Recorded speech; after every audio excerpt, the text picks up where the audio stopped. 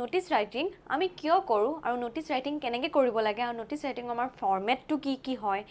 কি এলিমেন্টস আমি ইনক্লুড কৰিব লাগে কি ইনপুটস আমি দিব লাগে আমি হেখিনি আজি notice writingৰ এই ভিডিওটো শিকিবলৈ পাম সো notice writing আমাৰ writing skillsৰ ভিতৰত আহে যোনটো আমাৰ ইংলিশ পেপাৰ writing skillsৰ যোনটো 25 মাৰ্কস আছে তাৰে 5 মাৰ্কস বা 10 মাৰ্কসৰ ভিতৰত আমাক notice writingটো লিখিবলৈ দিয়ে সো notice writing আমি কিয় লিখিব লাগে notice এখন কি হয় notice বুলি ক'লে কি বুজা যায় যেতিয়া কিবা এটা notice আহে তেতিয়া আমি গম পাও যে কিবা এটা আমাক আপডেট কৰিছে বা কিবা এটা নিউজৰ বিষয় বা কিবা এটা ৰিপৰ্ট কৰিছে সো ফাৰ্ষ্টতে আমি ডেফিনেশন টু কি হয় noticeৰ ডেফিনেশন কি হয় আমি এতিয়া হেতু চাম So, what is a notice? Notice is a formal way to communication, information to a specific groups of people, typically about an event, activity or important update. It is generally used in office, school or public spaces. So,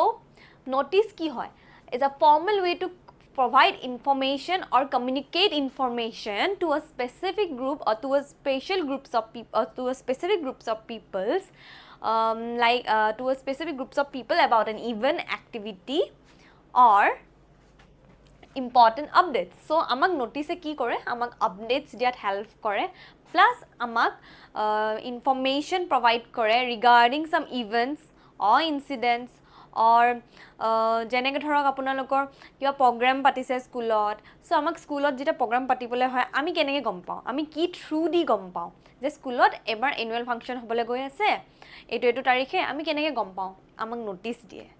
আমাক স্কুলৰ পৰা এখন notice আহে যে এনেকুৱা তাৰিখে অমুক তাৰিখে আমাৰ এনুৱেল ফাংচন হ'ব তাতে পাৰ্টিসিপেট কৰিবলৈ হলে আমি কেনেকৈ গম পাওঁ হেতু কোনটো থ্ৰু দি গম পাওঁ আমি নোটিছৰ থ্ৰু দি গম পাওঁ ইভেন যি কোনো এটা ইভেন্টছ হওক বা অফিচৰ কামত হওক কিবা এটা যদি পাবলিশ কৰিবলগীয়া হয় কিবা ইনফৰমেশন প্ৰভাইড কৰিবলগীয়া হয় আমি কাৰ হেল্পেৰে প্ৰভাইড কৰোঁ হেতু হয় এটা notice so notice is a way of sending information or communicating through information to a groups of people আৰু এটো আমাৰ বেসিকে কোড ইউজ হয় স্কুলছত অফিসত আৰু পাবলিক স্পেসেছত যেনেকে আমি দেখা পাওঁই সাকে যেটা আমি ট্ৰেভেল কৰি যাওঁ বাসেদি ট্ৰেভেল কৰি গলে আমি নৰমালি আমি ৰাস্তাবিলাকত দেখা পাওঁই কিছুমান নোটিছ থাকে যেনেকে ধৰক জব ভ্যাকেন্সৰ থাকে ঠিক তেনেদৰে আপোনাৰ কিছুমান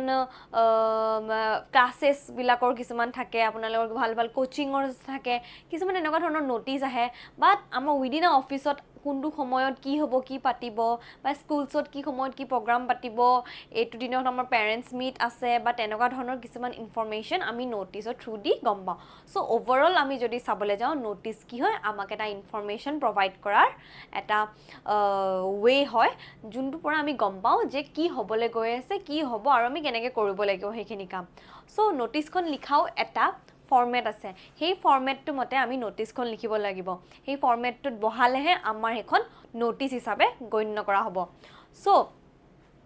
নোটিছ লিখাৰ আগত আমাৰ তাত কিছুমান কি এলিমেন্টস আছে যোনখিনি এলিমেন্টস ভৰালে আমাৰ নোটিছখন ভ্যালিড হ'ব বা নোটিছখন আমি কাৰেক্ট হ'ব বুলি ক'ব পাৰো সো এই কি এলিমেন্টস কিটা আমি চাবলৈ গলে হৈছে আমাৰ টোটাল 6টা কি এলিমেন্টস আছে নোটিছ এখন লিখাৰ কাৰণে সো নোটিছ এখন যেটা আমি লিখিম নোটিছখন আমি যেটা ফৰমেটত বহাম তো আমি হে কি এলিমেন্টস কিটাত মনত ৰাখি লৈ ভালকে বহাব লাগিব তেতিয়া আমাৰ নোটিছখন ভ্যালিড হ'ব সো আমাৰ ফাৰ্স্ট টু হৈছে name of the issuing organisation so the name of the issuing organisation আমাৰ ক্লিয়াৰলি ষ্টেট কৰিব লাগিব হেতু নোটিছখন কোনে পাবলিশ কৰিছে সো জেনাৰেলি আমি নোটিছখন দেখা আগত আমি সাম যে কোনে পাবলিশ কৰিছে তাছত আমি হেডলাইনটো চাও কিহৰ ওপৰত হয় নোটিছখন যদি এনুৱেল ফাংচনৰ ওপৰত আমি এনুৱেল ফাংচনৰ কাৰণে আমি গম পাম যে এনুৱেল ফাংচনৰ কাৰণে আমি এতিয়া ৰেডি হ'ব লাগিব সো বা যদি আমাৰ এটো পেৰেন্টস মিটৰ আমি গম পাম আমাৰ পেৰেন্টস মিটিংৰ হয় বা ঠিক তেনেদৰে অফিসতো যিনখিনি অফিচিয়েল ৰিলেটেড কাম আছে ঠিক তেনেদৰে আমি নোটিছটো heading name of the issuing অৰ্গেনাইজেশ্যনৰ নামটো লিখিম যদি অফিসখনে সেন্ড কৰিছে তো আমি সেই অফিসটোৰ নাম লিখিম যদি স্কুলখনে পাবলিশ কৰিছে তেতিয়া আমি সেই স্কুলৰ নাম লিখিম য'ত এনুৱেল ফাংচনটো পাতা হ'ব সো ফাৰ্ষ্টতে আমাৰ আহিব name of the issuing organisation clearly state who is publishing the notice example school name company name so মই অলৰেডি ফৰমেটটো লিখা আছে ফৰ্মেটটো মই দেখাই আছোঁ কিন্তু তাৰে আগত আমি এই 6টা যোনটো কি এলিমেণ্টছৰ কথা মই কৈছোঁ সেইকেইটা আমি ভালকৈ ক্লিয়াৰলি যেতিয়া চাই ল'ম তেতিয়া আমাৰ সেই ফৰ্মেটটো বুজি পাবলৈ আৰু বেছি সুবিধা হ'ব চ' নটিচ হেডিংটো আমি স্পেচিফিকেলি লিখিবই লাগিব নটিচ হেডিং মানে কোনটো কথা কৈছোঁ মই সেইটোহে ফৰ্মেটটো হেল্পতে আপোনালোকক বুজাম সেইটোলৈ মই আহি আছোঁ বাৰু কিন্তু তাৰে পাছতে আমি লিখিব লাগিব date of the issuing notification যোনটো দিনত আমি ইছ্যু কৰিছোঁ নটিচখন সেই ডেটটো লিখিব লাগিব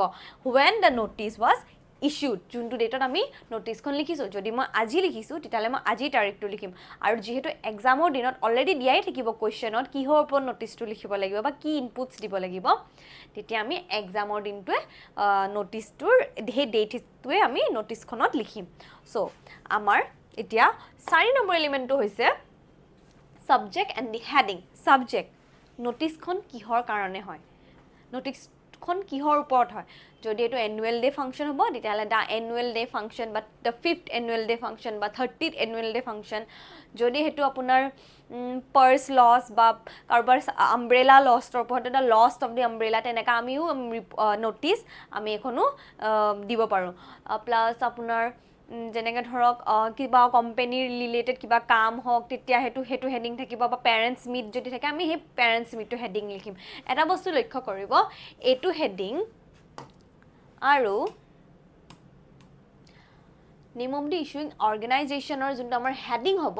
সেইটো বেলেগ নেম অফ দি ইছুইং অৰ্গেনাইজেশ্যনটো আমাৰ একদম ওপৰত হ'ব যোনে আমাক ইছ্যু কৰিছে যোন নটিচটো পাব্লিছ কৰিছে সেইটো লিখিম তাৰ পাছত আমাৰ হেডিংটো হ'ব নটিচখন কিহৰ বিষয় হয় নটিচটো কিহৰ ওপৰত হয় আমি কিহৰ কাৰণে নটিচখন লিখিছোঁ কৈছোঁৱে অলৰেডি যদি আমাৰ এইটো এনুৱেল ফাংচনৰ ওপৰত হ'ব তেতিয়া আমি দ্য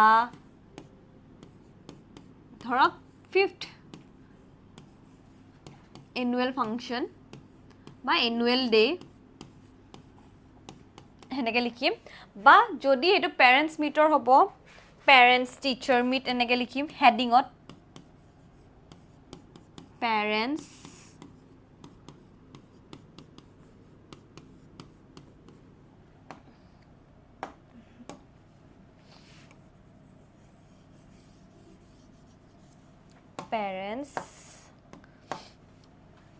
টিচাৰ মিট চ' আমাৰ নটিচখন যি বিষয়ে হ'ব আমি সেইটোৱে আমি হেডলাইন হিচাপে লিখিম অলৰেডি আমাৰ কুৱেশ্যন পেপাৰত সেইটো ইনপুট থাকিবই কিহৰ বিষয়ে লিখিব লাগিব চ' আপোনালোকে বিষয়টো ভালকৈ বুজি লৈ শ্বৰ্ট ফৰ্মত ভেৰি ডেফিনেট এটা হেডিং লিখিলে হ'ল আৰু হেডিংটো বহুত স্পেচিফিক হ'ব লাগিব যাতে আমি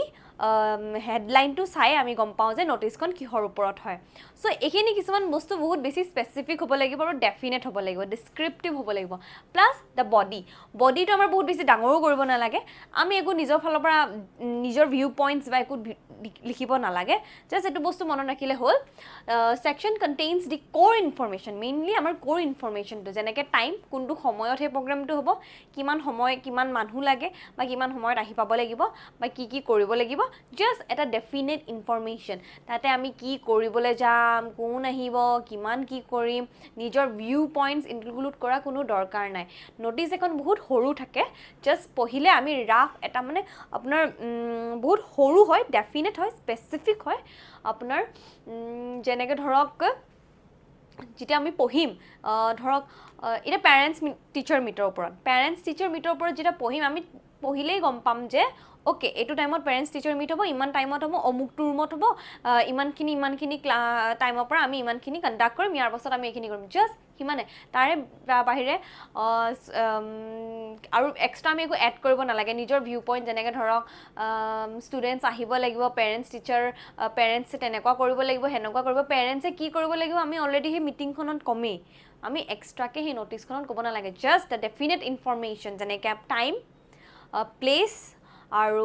কিহৰ কাৰণে মাতা হৈছে সেইখিনি বস্তু জাষ্ট ডেফিনেট আৰু বহুত সৰুকৈ থুলমূলভাৱে লিখিব লাগে plus signature and the designation সেইটো একদম আমাৰ last part of the notice যোনে পাব্লিছ কৰিছে বা যোনে লিখিছে তেওঁৰ ছিগনেচাৰ বা ডেজিগনেশ্যন তেওঁ কি হয় যদি স্কুলৰ হেড বয় হেড গাৰ্ল নৰ্মেলি কি হয় স্কুল এখনৰ আপোনাৰ হেড বয় বা হেড গাৰ্লৰ মানে দায়িত্বটো থাকে যে স্কুল ৰিলেটেড যি কাম থাকে সেইখিনি বিষয় লৈ আমি ইনফৰমেশ্যনখিনি পাব্লিছ কৰিব লাগে বা নটিচত ওলাব লাগে চ' তেওঁলোকে কি কৰিব হেড বয় হেড গাৰ্ল নিজৰ নামটো লিখিব নিজৰ ছিগনেচাৰটো দিব ডেজিগনেশ্যন মানে ধৰক সুনেনা দাস সুনেনা দাস আপোনাৰ সৰি সুনেনা দাস হৈছে আপোনাৰ হেড গাৰ্ল চ' হেড গাৰ্ল হৈছে তাই চ' তাই কি লিখিব নিজৰ নামটো লিখিব ডেজিগনেশ্যন কি হয় তাইৰ হেড গাৰ্ল সেইটো লিখিব